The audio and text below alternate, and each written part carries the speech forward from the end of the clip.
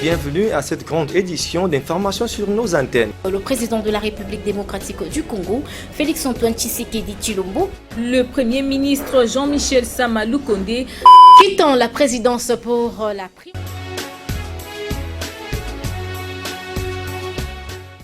La rédaction de Yokason Télévision reste déterminée à collecter, traiter, diffuser les informations en temps réel. La rédaction de Yokason Télévision vous présente les informations à chaque heure. Pour passer les informations dans le journal, contactez-nous au +243 89 110 74 22.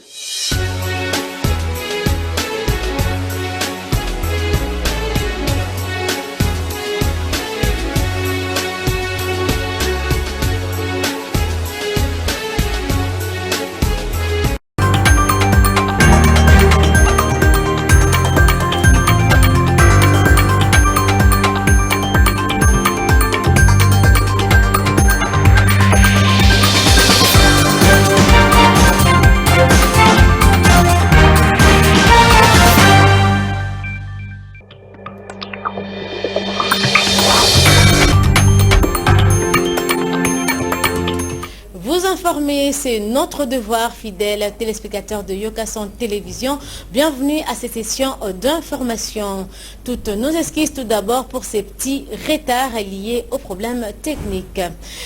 L'information vient de nous parvenir. Le chef de l'État, Félix-Antoine Tshisekedi Tshilombo, va s'adresser à la nation congolaise. Vous aurez la retransmission de son adresse sur les antennes de Yokason en télévision. Direction la présidence. Le couple présidentiel a reçu jeudi 21 octobre 2021 à la clinique présidentielle de la Cité de l'Union africaine la deuxième dose du vaccin contre la Covid-19. Ceci intervient après avoir pris la première dose le 12 septembre dernier. Les amples détails dans cet élément que vous propose notre rédaction. Le couple présidentiel a reçu la deuxième dose de vaccin contre la Covid-19. Ceci intervient après avoir reçu la première dose de vaccin contre la Covid-19 le 12 septembre dernier. Le président de la République, Félix-Antoine Tshisekedi Tshilombo, et la distinguée première dame, Denise Nyakero Tshisekedi, ont reçu chacun le jeudi dans la soirée la deuxième dose, bouclant ainsi leur couverture vaccinale. Comme tous les requérants, le président de la République et son épouse ont observé scrupuleusement le protocole médical mis sur place à la clinique présidentielle de la Cité de l'Union africaine. Prélèvement des signes vitaux à l'initiation du vaccin ainsi que l'obtention du pass sanitaire. La pandémie a ralenti l'économie mondiale et dans notre pays nous en avons eu des répercussions. C'est parce que la production en a pris un coup à cause du fait que la circulation des biens et des personnes était devenue difficile. Donc en se vaccinant, on se protège et on peut travailler sans s'exposer à des risques d'attraper la maladie. Donc c'est très important de se faire vacciner. Rappelons par ailleurs qu'en se vaccinant, on se protège et on peut travailler sans risque de s'exposer à la maladie, a ajouté le président de la République, Félix-Antoine Tshisekedi Tshilombo, avant de rappeler que cette pandémie a ralenti l'économie mondiale et notre pays en a ressenti le contre-coup. Restons à la présidence. Il s'est ouvert jeudi 21 octobre 2021 la deuxième édition du Forum national en faveur de la vaccination contre la poliomyélite. Ceci sous le haut patronage du premier citoyen de la République, Félix-Antoine Tshisekedi Tshilombo, était présent pour le compte de votre rédaction, Onir Ilunga. La 10e édition du Forum national sur la vaccination et l'éradication de la poliomyélite en République démocratique du Congo s'y tient près d'une année après la première qui a eu lieu à Kinshasa au mois de juillet 2019. Il est question ici de renouveler l'engagement pris par les parties prenantes en vue d'un financement durable pour la vaccination et la mise en œuvre de stratégies innovantes afin d'améliorer la couverture vaccinale en République démocratique du Congo, sous le leadership éclairé du chef de l'État, Félix Antoine Tshisekedi Tshilombo, qui fait de la couverture santé universelle l'une de ses priorités au cours de son mandat. Ce deuxième forum vise entre autres l'objectif de maintenir l'engagement de partenaires et du gouvernement en vue de faire progresser la République démocratique du Congo en matière d'éradication de la poliomyélite et de promouvoir la vaccination systématique. Annoncer que nos efforts conjugués ont commencé à produire des résultats concrets. En effet, alors que seulement un tiers des enfants étaient complètement vaccinés lors de notre rencontre en 2019, aujourd'hui, ce sont plus de la moitié des enfants congolais qui reçoivent l'ensemble des vaccins prévus dans notre calendrier vaccinal. En seulement 2 ans, nous avons parcouru la moitié du chemin que nous nous étions fixés. Ce résultat jamais atteint auparavant pour la vaccination dans notre pays est la résultante de l'engagement de tous et du travail acharné des équipes de terrain. Au cours des 2 prochaines années, fixons-nous le cap de vacciner complètement 3/4 des enfants congolais. Certes, le défi sera de taille, car cela implique de vacciner au moins 3 millions d'enfants par an, mais notre engagement renouvelé, reposant sur notre amour pour nos enfants, en viendra à bout comme d'habitude. Il s'y est dénoté que dans sa casquette du président en exercice de l'Union africaine, Félix Antoine Tshisekedi Tshilombo a également indiqué que les efforts sont fournis afin de propulser la vaccination comme un élément du programme de santé au cours de son mandat à la tête de l'Afrique. Il s'est de rappeler que cette 2e édition de travaux était éclatée en plusieurs séquences. On rappelle que la vaccination est non seulement un geste de santé publique, mais également un acte du développement. Dans un autre chapitre, clôture jeudi 21 octobre 2021 de la table ronde inclusive sur la mise en place d'un fonds national de réparation en faveur des survivantes de violences sexuelles liées au conflit et autres crimes graves en République démocratique du Congo. Les emplois détails, c'est dans cet élément que vous propose notre rédaction. Le premier des Warriors, Jean-Michel Samalou Kondé, a présidé au nom du président de la République la cérémonie de clôture de la table ronde inclusive sur la mise en place d'un fonds national de réparation en faveur des survivantes de violences sexuelles liées au conflit et autres crimes graves en République démocratique du Congo. Rappelons par ailleurs que ces assises se sont ouvertes mercredi 20 octobre 2021 par le premier citoyen de la République, Félix Antoine Tshisekedi Tshilombo. C'était en présence de la distinguée première dame, Denise Nyakero Tshisekedi, des députés et sénateurs, de membres du gouvernement, de la représentante spéciale du secrétaire général des Nations Unies, chargée de questions de violences sexuelles commises en période de conflit. Mais le plus important à faire est de lutter ensemble par tous les moyens possibles afin d'assurer aux victimes non seulement une réparation sociale, mais aussi judiciaire, pour que la République démocratique du Congo cesse d'être une pépinière qui engendre des victimes de violences sexuelles liées au conflit. C'est cela qui doit être notre défi commun et ultime. Ce n'est pas une utopie. C'est possible. Et personnellement, j'y crois. Mesdames et messieurs, distingués invités, je vous invite aussi à y croire et à vous engager autant que le gouvernement pour qu'enfin ensemble nous relevions ce défi.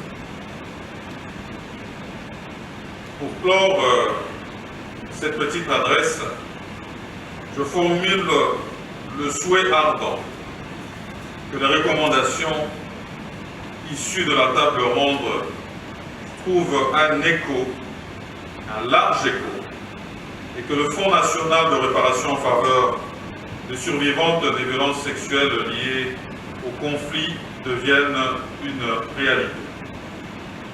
Et pour mettre fin à son allocution, le Premier ministre Jean-Michel Sama-Lukonde a salué l'idée de mettre sur pied des mécanismes de réparation au profit des victimes des violences sexuelles. Le numéro 1 de la sécurité nationale, Daniel Asselo, a présidé jeudi 21 octobre la cérémonie de prestation de serment des officiers des polices judiciaires de la police nationale congolaise. Au total, 75 officiers des carrières et personnels administratifs. Les emplois de détail dans ce témoin que nous propose Hortensia Mba. Le patron de la territoriale, Daniel Asselo Kito Akoy, a présidé ce jeudi 21 octobre la cérémonie de prestation de serment des officiers de police judiciaire de la police nationale congolaise. Au total, 75 officiers de carrière et personnel administratif ont juré obéissance à la Constitution et aux lois de la République, de remplir convenablement les tâches qui leur sont confiées et d'en rendre loyalement compte à l'officier du ministère public. C'était devant le procureur de la République, Edmond Issofankanga. La cérémonie s'est déroulée dans la salle de conférence du ministère des Affaires étrangères en présence de l'inspecteur général de la police nationale congolaise. Il est pour moi un motif de satisfaction d'assister à la cérémonie de prestation de serment de cadre de l'inspection générale de la police nationale congolaise en qualité d'officier de police judiciaire devant les procureurs de la République. En effet, l'inspection générale de la police nationale congolaise est appelée à jouer un rôle très important dans la réforme de la police, car la loi lui confie la mission de veiller à l'application stricte de lois et règlements de la République par le personnel de la police, de directives et instructions relatives au bon fonctionnement de celle-ci. Je tiens à rappeler aux nouveaux lauréats que l'efficacité de votre travail sur terrain renforcera la redevabilité de l'inspection générale de la police et notre police pourra être républicaine, professionnelle et respectueuse des droits fondamentaux et libertés publiques, et cela dans le but de faciliter l'instauration d'un état de droit prôné par M. Félix Antoine Tshisekedi Tshilombo, président de la République, chef de l'État et commandant suprême des forces armées de la République démocratique du Congo et de la police nationale congolaise, à qui je rends à l'instant les hommages les plus déférents. Pour rappel, le numéro 1 de la sécurité nationale, Daniel Asselo, fait de la police son cheval de bataille. En clair, il attend d'elle une police effectivement professionnelle, garante du respect des droits humains, de la loi et règlements de la République. Cette qualité d'OPJ leur octroie les prérogatives non seulement de contrôler, d'encadrer et de conseiller, mais aussi d'enquêter et d'interpeller en cas d'infraction. Rendons-nous aux affaires étrangères en ce jour à Bruxelles. Depuis mercredi 20 octobre 2021, le vice-premier ministre, ministre des Affaires étrangères, Christophe Lutundula Apala a reçu la ministre de la coopération belge. Au menu de leurs échanges, la situation socio-économique du pays. Christian Lubengue Arismbadou nous en dit plus dans cet élément. Il est entre des avions pour faire entendre la voix de la diplomatie congolaise partout où il faut. Le véritable warrior, Christophe Lutundula, vice-premier ministre, ministre des Affaires étrangères, est arrivé à Bruxelles mercredi matin avec un agenda très serré. Au Royaume de Belgique, le chef de la diplomatie congolaise racontera différents milieux ambi et multilatéral. Il a pour commencer échanger avec la ministre belge de la coopération, la situation socio-économique du pays et passer au peigne fin sur les plans sanitaires de la Covid-19 à la maladie à virus Ebola. Rien n'a été laissé au hasard. Des questions politiques à la gratuité de l'enseignement, Christophe Lutundula s'est montré très persuasif. La ministre belge, qui se félicite de la situation générale en RDC, a annoncé la mise en disposition de 250 millions de dollars américains dans un programme d'amélioration des conditions de vie de la population. De la parole à l'acte, un accord de siège a été signé pour l'installation à Kinshasa en RDC de l'Institut belge des médecins tropicaux. L'Institut de médecine tropicale, le Tropical d'Anvers, est sans aucun doute une des grandes fiertés et réussites scientifiques belges. Cette fierté et cette réussite est aussi celle d'un vrai rayonnement international. Depuis des années, l'Institut de médecine tropicale a contribué à la formation d'étudiants, de stagiaires et de chercheurs de différents pays, y compris de très nombreux Congolais. Toutes ces personnes sont devenues des spécialistes, des chercheurs, des experts dans leur pays sur des questions clés de la recherche en santé publique. Avec les sentiments de reçu des partenariats palpables, le vice-premier ministre, ministre des Affaires étrangères, Christophe Lutundula, salue cet accord. De l'Institut de médecine tropicale, mesdames et messieurs, du Congo, le président Tshisekedi Tshilombo, dès son entrée en fonction, a déclaré haut et fort l'intérêt qu'il portait à la santé et surtout l'ambition qu'il a de réaliser la politique de la gratuité en matière de santé, qui veut dire tout simplement l'accès le plus élargi de la population congolaise aux soins de santé. Entre la RDC et la Belgique, ce sont des relations centenaires qui méritent d'être consolidées et toujours entretenues.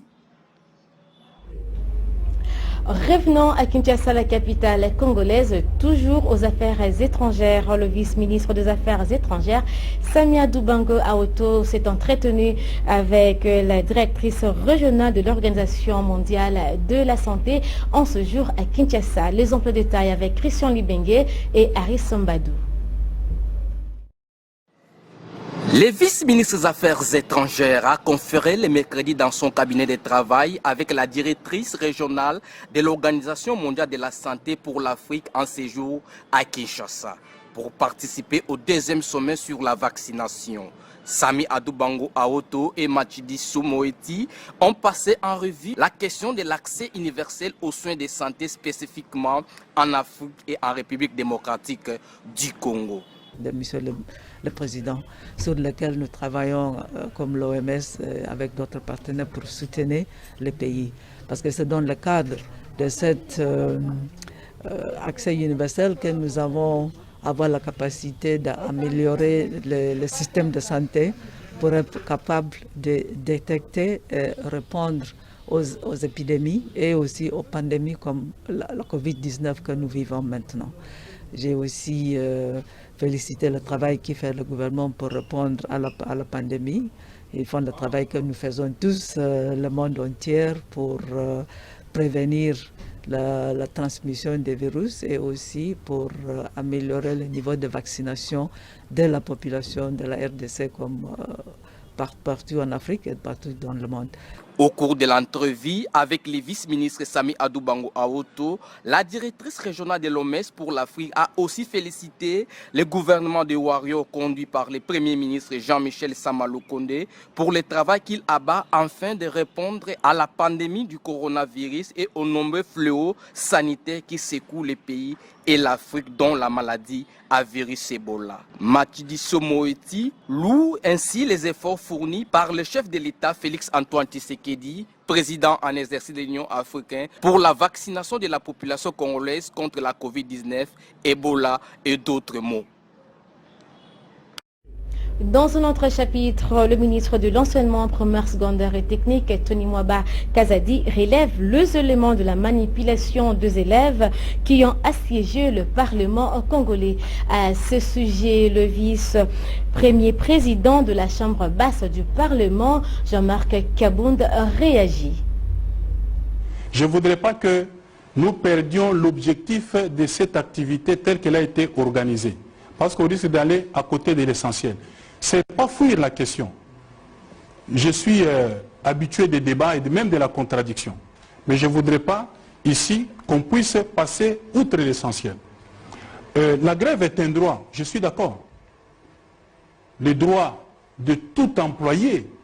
Moi-même, j'ai fait carrière en tant que professeur d'université. Il m'arrive d'aller aussi en grève parce que c'est un droit. Mais oui, mais un droit n'est droit aussi que si on le connaît et que l'on peut régulièrement l'exercer. La grève telle qu'elle a été décrétée par les Sénécat, je l'ai dit ici, ne répondait à aucune condition et n'avait respecté aucune procédure. Et de ce point de vue-là, elle a été déclarée illégale. Vous pouvez ne pas l'accepter, mais le Sénécat lui-même a reconnu les reproches que nous lui avons faits pour essayer de lever la grève. Et la grève a été levée par Sénécat et de façon officielle. Et donc, je ne peux pas bafouer les droits des employés ou des enseignants parce qu'ils sont allés en grève. Toute autre grève, qu'elle soit vraiment légale et régulière, elle ne pourrait pas rencontrer... Comme annoncé en début de l'édition, l'adresse du chef de l'État va passer via les antennes de Yokason Télévision. Point n'est besoin de rappeler ici et maintenant que la tenue de bonnes élections est un des fondamentaux pour une paix sociale durable et une stabilité politique, gage de l'attrait d'investissement et de la croissance économique. Il vous souviendra qu'en 2020, devant la nation, je m'étais opposé à l'investiture du candidat président de la CENI, désigné pour, entre autres, des raisons ci-après. La question de l'entérinement des membres du bureau de la CENI n'était pas inscrite à l'ordre du jour de l'Assemblée nationale. Un seul PV désignant le président de la CENI, du reste sans soubassement, m'avait été transmis sous promulgation, alors que le bureau de la CENI devait compter 13 membres. Le président et le vice-président de la plateforme des confessions religieuses n'avaient pas sanctionné le PV de désignation par leur signature. Et 2 des représentants des 6 confessions religieuses supposés avoir soutenu le candidat président désigné en 2020 ont été désavoués par leur hiérarchie, entachant ainsi la régularité de ce processus de désignation. Face à cette situation et en ma qualité de garant de la bonne marche des institutions, j'avais demandé la reprise du processus de désignation en recommandant que le consensus soit privilégié. Aujourd'hui, je me réjouis donc que le processus de désignation des membres du bureau de la CENI de 2021 se soit déroulé de manière régulière, car en ce qui concerne notamment la désignation du président de la CENI, malgré le manque de consensus, une majorité claire s'est dégagée au profit d'un candidat, et ce conformément aux prescrits de la charte de la plateforme des confessions religieuses. De plus, non seulement l'entérinement des membres du bureau de la CENI a été régulièrement inscrit à l'ordre du jour de la plénière de l'Assemblée nationale, mais aussi 12 PV sur 15 attendus ont bien été reçus, examinés, entérinés par la Chambre basse. Ceci permettant ainsi au bureau d'atteindre le quorum requis pour pouvoir siéger valablement, ce qui n'était pas le cas en 2020. C'est ici l'occasion de féliciter le président de l'Assemblée nationale pour avoir donné plusieurs occasions aux confessions religieuses membres de la plateforme de se retrouver afin de dégager un compromis à défaut d'un consensus. Chers compatriotes, notre pays a résolument opté pour la démocratie compétitive. Celle-ci a ses règles qui veulent que l'on ait des gagnants et des perdants. Nous ne pouvons pas, après avoir choisi la compétition et les règles y afférentes, nous en soustraire. Nos divergences, loin d'être des faiblesses, sont plutôt l'illustration de notre vitalité démocratique. Au regard de tout ce qui précède, j'ai décidé de signer l'ordonnance désignant les membres du nouveau bureau de la CENI. J'exhorte vivement ces derniers à œuvrer pour l'organisation d'élections libres, démocratiques et transparentes dans les délais constitutionnels.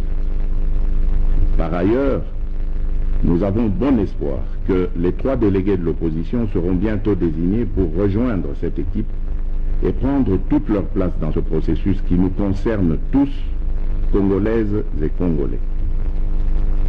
Ainsi, j'invite d'ores et déjà les organisations nationales et la communauté internationale, à travers ces missions d'observation, à nous accompagner afin de garantir la tenue d'élections crédibles en 2023. Pour ma part, je compte désigner rapidement auprès de moi un responsable du suivi du bon déroulement du processus électoral. À présent que le décor est planté, j'exhorte toute la nation congolaise à se mobiliser et à s'approprier le processus en vue de la réussite des échéances électorales de 2023. Que Dieu bénisse la République démocratique du Congo. Je vous remercie.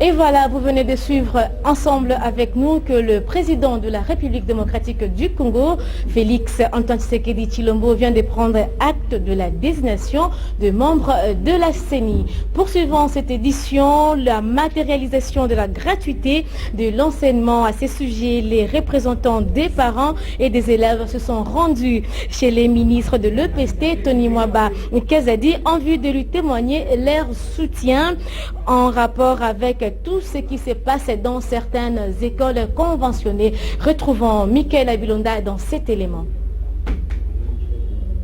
Dans le souci de voir la gratuité de l'enseignement prônée par le chef de l'État se matérialiser, les représentants des parents d'élèves de toutes les couches de la ville-province de Kinshasa sont allés manifester leur soutien indéfectible aux actions du ministre Tony Mobakazadi dans la matinée de ce vendredi 22 octobre 2021. D'après cette délégation, la gratuité est non négociable. Azana soutien ya bapara na simana. Azana soutien bapara na simana. Parce que la gratuité de l'enseignement n'est pas négociable. La gratuité de l'enseignement n'est pas négociable. Moutoumon kota koki kota e panzi likolo parce que constitution lobby la gratuité au niveau des bases est gratuit. La gratuité au niveau des bases est gratuit. Voilà pourquoi biso toye pa inae koti ke la memo kolobaye ke Azala nabobangi te alenga eloko moko te loko la constitution ezali libe koli kundi epesi biso ndingisa epesi biso nzela ke bana na biso batanga ofele na niveau de base tokosede na manœuvre politique tokosede na manipulation politique tokosede na rapidité ya ba politicien parce que tozana énergie parce que tozana énergie. Rappelons que, face à la manipulation politicienne qui s'infiltre dans ces sous-secteurs de l'enseignement, ils ont réitéré leur position de ne pas céder. Croyons donc que l'applicabilité de cette gratuité de l'enseignement de base est une volonté populaire, manifestée dans la Constitution de 18 février 2006 et ne peut souffrir d'aucune faille. Et en santé, avant de boucler cette session d'information, rendons-nous dans la province du Haut-Katanga. Le docteur Keila Nyanga-Nik, médecin inspecteur provincial, a éclairé l'opinion sur la question liée à la Covid-19. Karine Villet était présent pour le compte de votre rédaction, un élément rendu par Mikaela Bilonda. C'était le mercredi 20 octobre 2021 que la réunion hebdomadaire du comité provincial de lutte contre la Covid-19 a eu lieu sous la présidence du ministre provincial de la Santé, le docteur Joseph Sambi Moulanda. À cet effet, toutes les activités qui se sont déroulées sur terrain depuis le début du mois d'octobre étaient au cœur de la dite réunion. La statistique de cette pandémie à Covid-19 en République démocratique du Congo n'était pas épargnée, articule le docteur Kaila Munga Thérèse, médecin inspecteur provincial du Haut-Katanga. Surveillance épidémiologique, nous comptons un cumul de 4 452 cas, 149 décès. Et dans l'aire de santé des Congo, dans la zone de santé de Lukafu, nous avons notifié 10 cas positifs, raison pour laquelle une descente de terrain est planifiée pour juguler ce foyer. Nous voulons apaiser la population de la ville de Kasumbalesa parce qu'aucun cas positif n'a été détecté à la prison de la dite ville après les investigations menées sur base des alertes nous parvenues. Nous voulons informer également ici que le projet de vaccination au niveau des frontières est en cours. En plus, le processus de rapatriement des réfugiés congolais vivant sur le sol zambien est en préparation, en collaboration avec le ministère de la Santé. Et c'est sur cette note sanitaire que nous bouclons cette session d'information. Le prochain rendez-vous avec la grande édition, c'est demain à la même heure avec Oniri Lunga. D'ici là, portez-vous bien, surtout bonne suite de nos programmes. C'était le mercredi 20 octobre 2021 que la réunion hebdomadaire